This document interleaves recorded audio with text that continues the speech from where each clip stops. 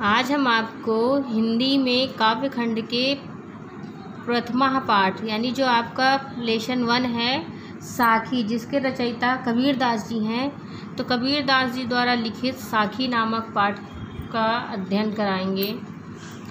तो इसमें जितने भी हैं साखी में सब दोहे हैं। तो इनका पहला दोहा क्या है, लिखा है कि बलिहारी गुरुआ पड़े गौहाड़ी कै बार, जिन मानुष तय देवता करत न लागी बार। कबीर दास जी जो हैं कहते हैं कि कबीर दास जी कहते हैं कि मैं अपने गुरु को परमात्मा के समतुल्य मानता हूँ। कबीर दास जी कहते हैं कि मैं अपने गुरु को परमात्मा के समतुल्य मानता हूँ, क्योंकि उस गुरु ने और मैं अपने आप को एक दिन में अनेकों बार अपने गुरु के ऊपर न्यौछावर कर सकता हूँ। मैं अपने गुरु को परमात्मा के समतुल्य मानता हूँ और मैं अपने आप को उस गुरु पर एक दिन में अनेकों बार न्यौछावर कर सकता हूँ, क्योंकि उस गुरु ने मुझ जैसे शिष्य को देवता बनाने में तनिक भी विलंब नहीं किया है। अर्थात उस गुरु ने मुझे परम ब्रह्म का ज्ञान दिया है। अगला है सतगुरु की महिमा अनंत अनंत किया उपहार, लोचन अनंत उघाड़िया अनंत दिखावड़ हार। सतगुरु की महिमा कबीर दास जी कहते हैं कि सदगुरु की महिमा अपार है, सदगुरु की महिमा अनंत है और उन्होंने मेरे ऊपर अनंत अनंत उपकार किए हैं, अनंत अनंत उपकार किए हैं। लोचन अनंत उघाड़िया अनंत दिखावड़ार, और उन्होंने मुझे ऐसी दिव्य दृष्टि प्रदान की है जिससे मैं ब्रह्म के विराट स्वरूप को देख सकता हूँ और ईश्वर का साक्षात्कार करने में समर्थ हो सका हूँ। सदगुरु की महिमा क्या है, अनंत है। उन्होंने मेरे ऊपर अनंत अनंत उपकार किए हैं, अनेकों उपकार किए हैं। उन्होंने मुझे ऐसी दिव्य दृष्टि प्रदान की है जिससे मैं ब्रह्म के विराट स्वरूप को देख सका और ईश्वर का साक्षात्कार करने में समर्थ हो सका हूँ।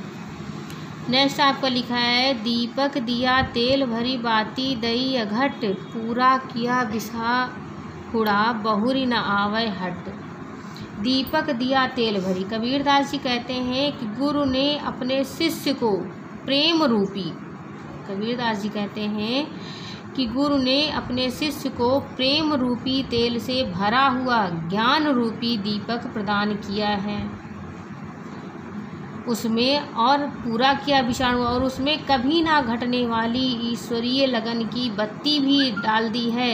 इस अद्भुत ज्ञान रूपी दीपक के प्रकाश में कबीर ने अपने जीवन चक्र को पूरा कर लिया है। अब इस संसार रूपी बाजार में कभी भी कुछ भी बेचने के लिए या खरीदने के लिए दोबारा नहीं आना पड़ेगा। अर्थात ये जीवात्मा जो है परमात्मा में लीन हो जाएगी।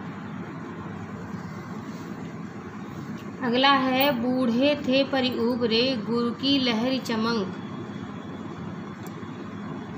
भेरिया देखा जर्जरा उतरी पड़े फरंग।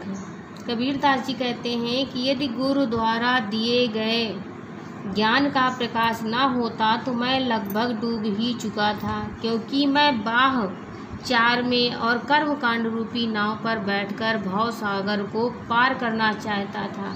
माया ने मुझे अपने चंगुल में फंसा ही लिया था, लेकिन जब गुरु की कृपा रूपी तरंग के चमकने से मैंने देखा कि मैं जिस नाव पर बैठा हूँ वो नाव जीर्ण शीर्ण है, अर्थात नष्ट हो जाने वाली है, तो मैं झट से कूदा और नाव से उतर पड़ा और मैंने अपने आप को बचा लिया।